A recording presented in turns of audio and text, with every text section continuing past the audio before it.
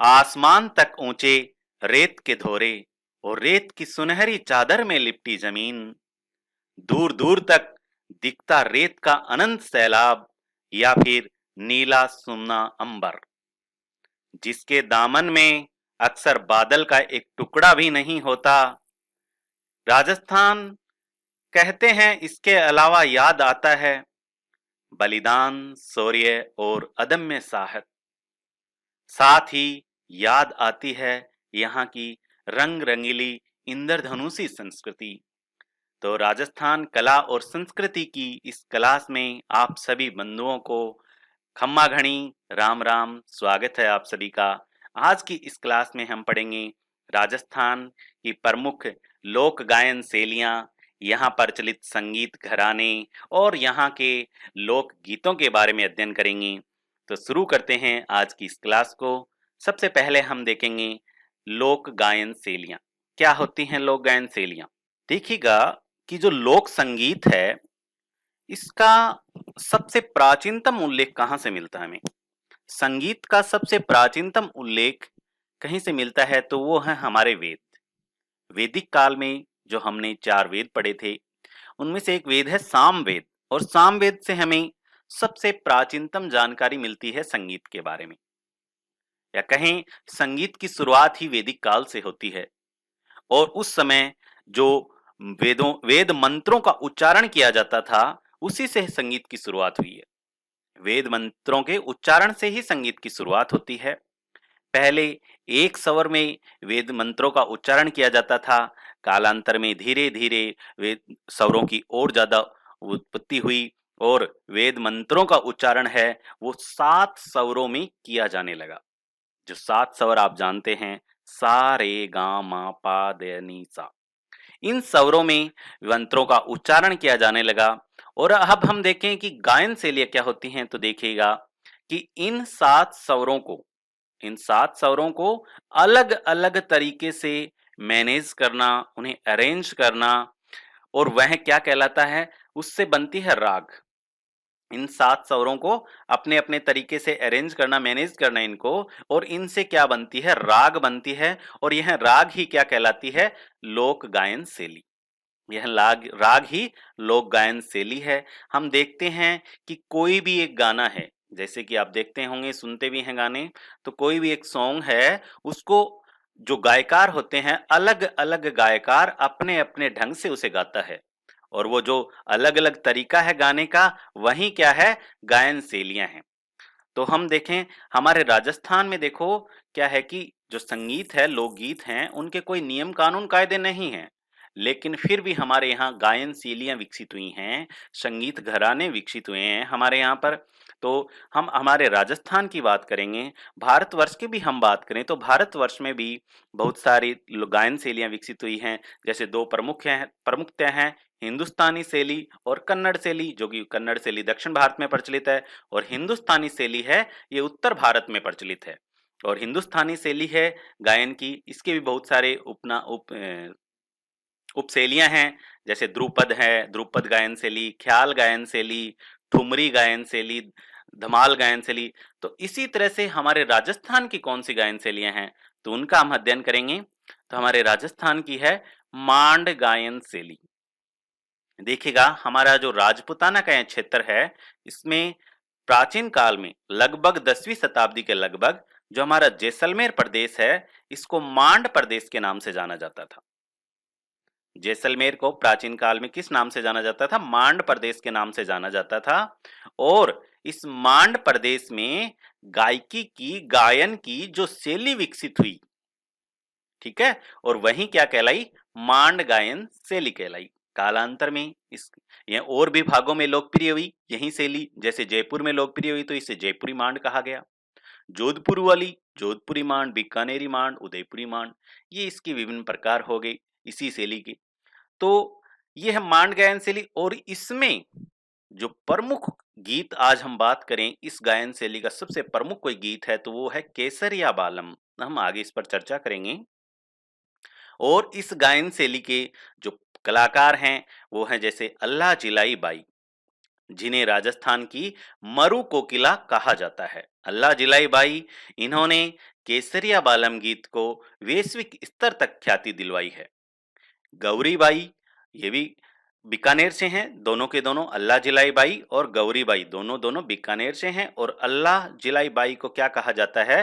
राजस्थान की मरु कोकिला। गौरीबाई पाली से भी हैं, इस गायन शैली की ही कलाकार हैं। मांगी बाई ये उदयपुर से हैं। जमीला बानो जोधपुर और बन्नो बेगम जयपुर की हैं। ये मांड गायन शैली के कलाकार हैं। हमारी एग्जाम में इन्हीं से क्वेश्चन बनता है और कोई क्वेश्चन नहीं बनता। ये तो ये क्वेश्चन बनता है कि केसरिया बालम कौन सी गायन शैली में गाया जाता है, तो वो कौन सी है? मांड गायन शैली। और इसके कलाकार कौन कौन से हैं, कहाँ से इनका संबंध है, ये हमारी एग्जाम में क्वेश्चन बनते हैं। इसके बाद हम देखते हैं मांगणियार गायन शैली। देखिएगा, लंगा और मांगणियार क्या है? लंगा और मांगणियार हमारे पश्चिमी राजस्थान की दो जातियां हैं।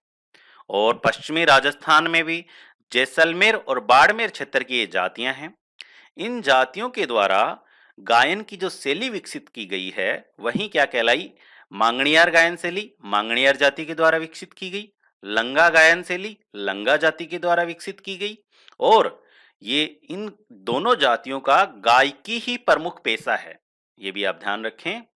और देखिएगा इसमें क्या है, मांगणियार जाति के जो कलाकार हैं वो सबसे ज्यादा जो वाद्य यंत्र यूज में लेते हैं वो लेते हैं कमाईचा वाद्य यंत्र और खड़ताल। ये दोनों वाद्य यंत्र यूज में लेते हैं मांगणियार जाति के कलाकार।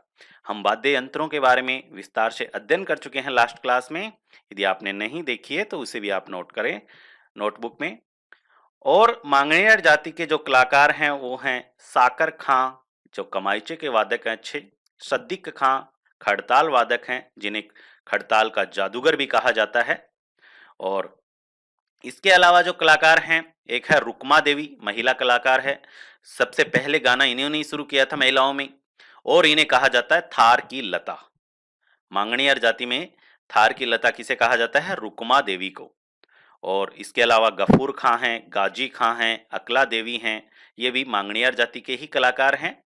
और देखिएगा एक इंस्टीट्यूट भी है, सद्दिक खां मांगणियार लोक कला अनुसंधान परिषद। इसकी स्थापना वर्ष 2003 में जयपुर में की गई थी। तो ये था मांगणियार गायन शैली। और मांगणियार गायन शैली क्या है, मांगणियार जाति के इसके कलाकार कौन से हैं, कौन सा वाद्य यंत्र यूज में लेते हैं, ये सब आप ध्यान रखें। लंगा जाति लंगा गायन शैली ये वही है जैसलमेर बाड़मेर क्षेत्र में लंगा जाति के द्वारा जो गायन शैली विकसित की गई है। और इसके जो प्रमुख वाद्य यंत्र हैं वो एक तो कमाईचा है और सारंगी। देखो कमाईचा दोनों का है, पश्चिमी राजस्थान का प्रमुख वाद्य यंत्र है एक तरह से कमाईचा, और लंगा जाति का प्रमुख वाद्य यंत्र दूसरा कौन सा है? सारंगी। इनका जो प्रमुख गीत है वो है निम्बुड़ा। निम्बुड़ा गीत है, गर्भवती महिलाओं के द्वारा गाया जाता है ये गीत। और इसके जो प्रमुख कलाकार हैं वो हैं फूसे खां, मेहरदीन लंगा, अल्लादीन लंगा और करीम खां। ये लंगा जाति कलाकार हैं। एक गायन शैली है तालबंदी गायन शैली। हमारे पूर्वी राजस्थान में जो गायकी की जो शैली विकसित हुई वही क्या कहलाई? तालबंदी। और पूर्वी राजस्थान यानी यहाँ आस पास में आपको बताया कौन सा प्रदेश देखने को मिलता है? ब्रिज प्रदेश। और ब्रिज प्रदेश के साधु संतों के द्वारा यह गायन शैली विकसित की गई थी। और करौली, धौलपुर, सवाई माधोपुर, भरतपुर इन से क्षेत्रों में विकसित हुई है ये शैली। इस शैली के जो कलाकार हैं प्रमुखतः नगाड़ा वाद्य यंत्र को उपयोग में लेते हैं। ये थी गायन शैलियां, तो इनको आप ध्यान रखें। इसके बाद हम देखेंगे राजस्थान के प्रमुख लोकगीत। केसरिया बालम, जैसे आप सभी ने सुना है गाना, और इससे राजस्थान का राज्य लोकगीत कहा जाता है केसरिया बालम गीत को, जैसा कि आप सुन भी रहे हैं। और इस गीत को किसने गाया था? प्रमुखतः किसने गाया? अल्लाह जिलाई बाई ने इस गीत को गाया था। बताया जाता है कि बीकानेर के शासक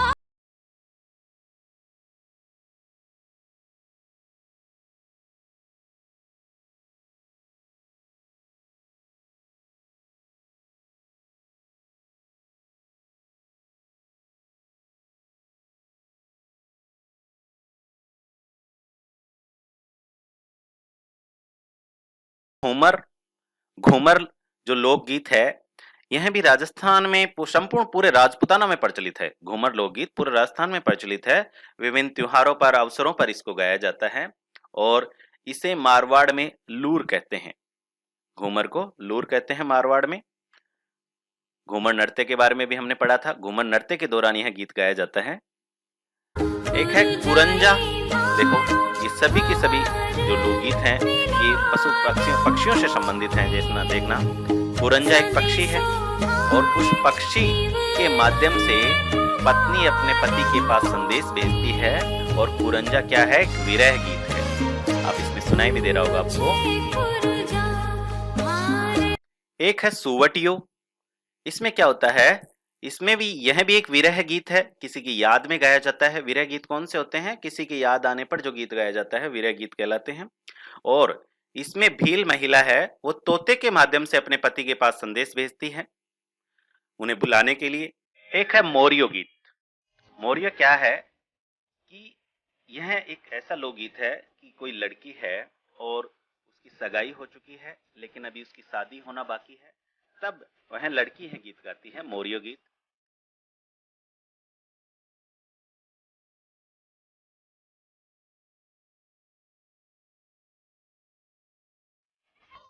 एक है कागा गीत। पत्नी है कौवे को उड़ाकर पति के घर आने का शगुन मनाती है। यह भी एक विरह गीत है, जैसा कि आप देख रहे हैं इसमें वीडियो में।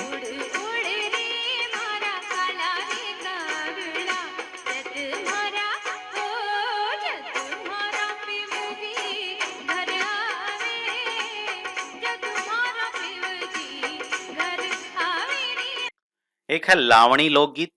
लावणी लोकगीत का मतलब यह भी एक विरह गीत है। इसमें नायक के द्वारा नायिका को बुलाने के अर्थ में यह गीत गाया जाता है। प्रमुख लावणियां जैसे मोरध्वज, भ्रतृही, समन की लावणियां, ये सब लावणी लोकगीत हैं। इसके बाद देखते हैं हम क्षेत्रीय लोकगीत, क्षेत्र विशेष में जो प्रचलित हैं। जैसे एक है मेवात क्षेत्र का लोकगीत है हिचकी। बहुत इंपॉर्टेंट है, एग्जाम में आता है। और हिचकी कब आती है? जब हमें किसी की याद आती है तब हिचकी आती है। और यह लोकगीत कहाँ का प्रसिद्ध है? मेवात क्षेत्र का प्रमुख लोकगीत है हिचकी। एग्जाम में आया हुआ है बहुत सी बार क्वेश्चन यहाँ से। पंछड़ा लोकगीत है, यह ढूंढाड़ और हाड़ौती क्षेत्र का प्रचलित लोकगीत है। और एक प्रमुखतः हाड़ौती क्षेत्र का लोकगीत है बिछुड़ो। यानी बिछुड़ो लोकगीत कहाँ का है? हाड़ौती क्षेत्र का है। जैसलमेर में का प्रमुख लोकगीत है श्रृंगार गीत है। इसमें नारी सौंदर्य का वर्णन किया जाता है, यानी नारी के पैरों से लेकर सिर तक का वर्णन किया जाता है इसमें। मूमल लोकगीत है। जैसलमेर में एक छोराओ गीत गाया जाता है पति के परदेश जाने पर उसके वियोग में। यह भी एक क्या है? विरह गीत है। सिरोही क्षेत्र का ढोला मारू लोकगीत है। यह ढोला मारू की प्रेम कहानी पर आधारित है। डाडी जाति के लोगों के द्वारा प्रमुखता से गाया जाता है।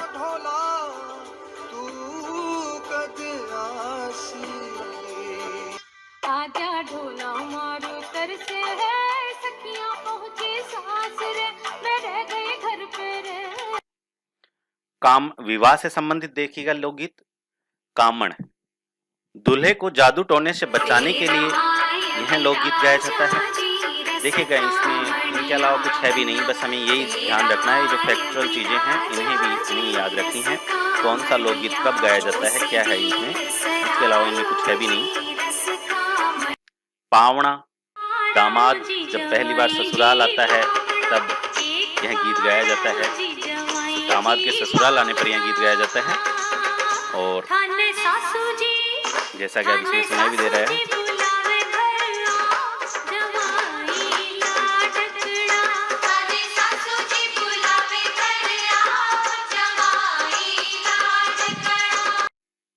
ओलियू, लड़की की विदाई के समय गाया जाने वाला गीत। शीठणे जो हैं वो शादी के समय महिलाओं के द्वारा गालियों भरे जो गीत गाए जाते हैं वो शीठणे कहलाते हैं।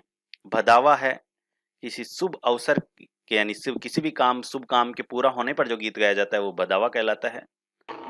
माहेरा या बात, लड़का लड़की के विवाह पर, शादी पर मामा के द्वारा जो भात भरा जाता है, अपनी बहन को चुनड़ी उड़ाई जाती है उस समय यह लोकगीत गाया जाता है। जला, बारात का डेरा देखने के समय वधु पक्ष की महिलाओं के द्वारा यह गीत गाया जाता है, जला। एक है पीपली, पीपल वृक्ष से संबंधित शेखावटी और मारवाड़ क्षेत्र का प्रमुख लोकगीत है। तीज के अवसर पर यह गीत गाया जाता है। चिरमी, ससुराल में रह रही लड़की चिरमी पौधे के माध्यम से अपनी पीह को याद करती है, चिरमी लोकगीत के में। गोरबंद, यह गोरबंद क्या होता है? ऊंट के गले का एक आभूषण है, याद रखें, एग्जाम में आया हुआ क्वेश्चन है भी। गोरबंद क्या है? ऊंट के गले का एक आभूषण है, और शेखावाटी क्षेत्र में जब यह आभूषण बनाया जाता है तब महिलाओं के द्वारा यह गीत गाया जाता है, गोरबंद। लोक देवियों के जो भजन होते हैं उन्हें चिरचा कहा जाता है, और लोक देवताओं के जो भजन होते हैं उन्हें हरजस कहा जाता है। हमसीडो गीत मेवाड़ के भीलों का प्रसिद्ध लोकगीत है, जिसे स्त्री और पुरुष मिलकर गाते हैं। इंडोणी, इंडोणी और पणिहारी, ये दोनों के दोनों गीत जब पानी भरने के लिए महिलाएं जाती हैं तब गाती हैं दोनों के दोनों गीत। जीरो गीत है, यह पत्नी के द्वारा तब गाया जाता है जब जीरे की फसल है उसमें नुकसान हो जाता है, तब पति को पत्नी कहती है कि अगली बार जीरे की फसल मत बोना। ये थे राजस्थान के प्रमुख लोकगीत। देखो, इसके अलावा भी बहुत सारे लोकगीत होंगे, लेकिन हम बात करेंगे यहाँ हमारे एग्जाम के पॉइंट ऑफ व्यू से, और एग्जाम के लिए इतना काफी है, इतना सफिशिएंट है। इनके अलावा एग्जाम में आपको कोई भी दूसरा क्वेश्चन नहीं देखने को मिलेंगे, इन्हें आप अच्छे से नोट कर लेना। अब देखते हैं हम राजस्थान के संगीत घराने क्या होते हैं। संगीत घराने, संगीत घराने एक ऐसा ग्रुप है, एक ग्रुप है, समूह है। उसमें क्या है कि वो जो ग्रुप है वो विशिष्ट शैली के लिए जाना जाता है, और विशिष्ट शैली भी किसकी? संगीत की। संगीत मैंने बताया संगीत 3 चीजों से मिलकर बना है। कौन कौन सी? इसमें गायकी शामिल है, गाना बजाना। तो कोई भी ऐसा ग्रुप जो गायकी की विशिष्ट शैली से जुड़ा हुआ है, या फिर ऐसा ग्रुप जो वादन की विशिष्ट शैली से जुड़ा हुआ है, वाद्य यंत्रों की बजाने के मामले में, या फिर ऐसा ग्रुप जो नृत्य की किसी विशिष्ट शैली से जुड़ा हुआ है, वही क्या कहलाते हैं? संगीत घराने कहलाते हैं। संगीत घराने हैं, यह गुरु शिष्य की परंपरा से पर आधारित है।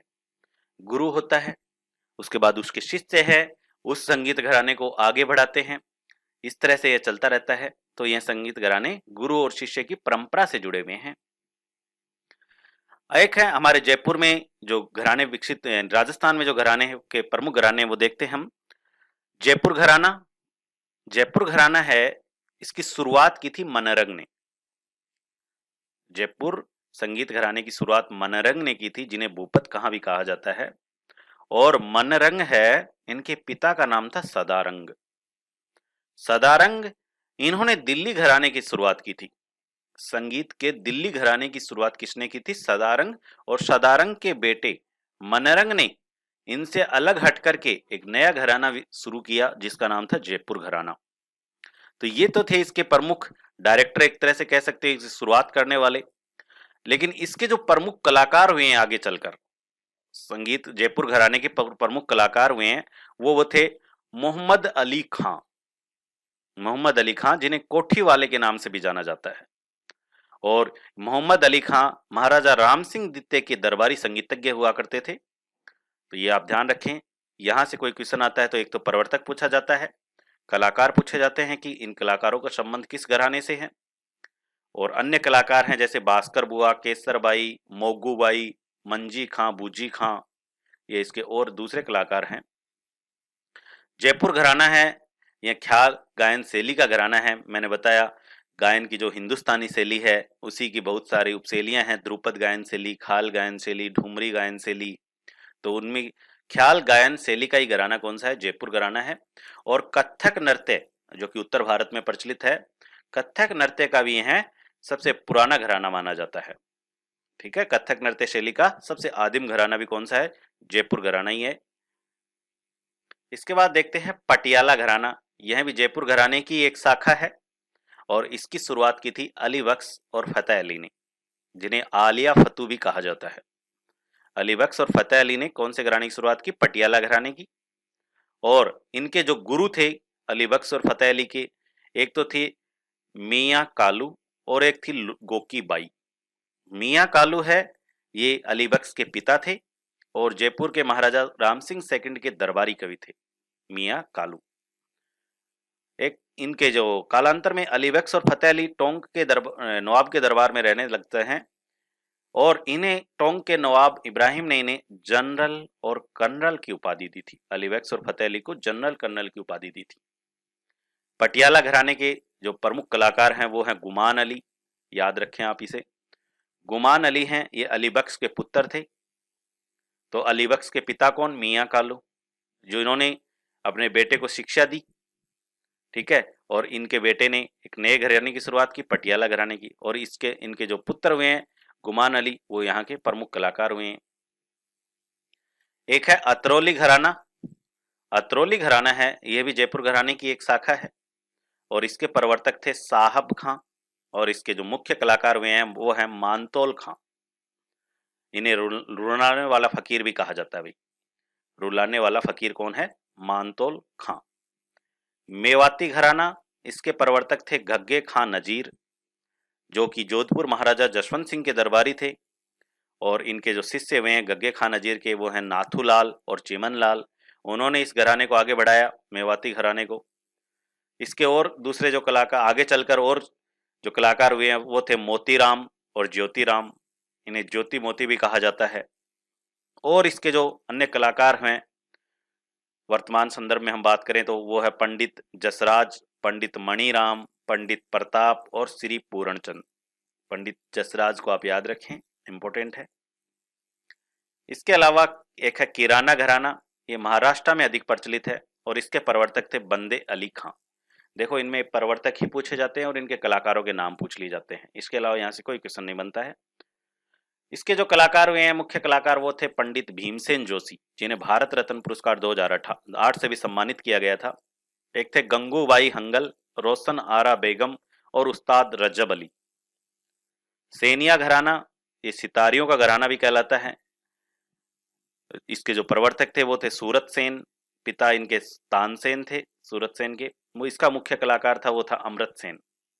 और अन्य जो कलाकार हैं सबके आगे सेन लगा हुआ है, सुख सेन, रहीम सेन, हिम्मत सेन, नियामत सेन, लाल सेन, निहाल सेन। इस तरह से सेनिया घराने के कलाकार हैं। प्रवर्तक ध्यान रखें आप, कौन था इनका? सूरत सेन। अल्लादिया घराना, इसके प्रवर्तक थे अल्लादिया खां, नाम से ही है। और इसके प्रमुख गायिका थी एक किशोरी अमोणकर। बीनकार घराना, इसके प्रवर्तक थे रज्जब अली खां बिनकार, और ये भी राम सिंह सेकंड के दरबारी थे। अन्य जो कलाकार हैं प्रमुख वो हैं सादिक अली खां, मुशर्रफ खां और शावल खां। ये बीनकार घराने के कलाकार हैं। डागर घराना के प्रवर्तक थे बहराम खां डागर, ये भी दरबार राम सिंह सेकंड के दरबारी थे। रंगीला घराना के कलाकार हैं रमजान खां।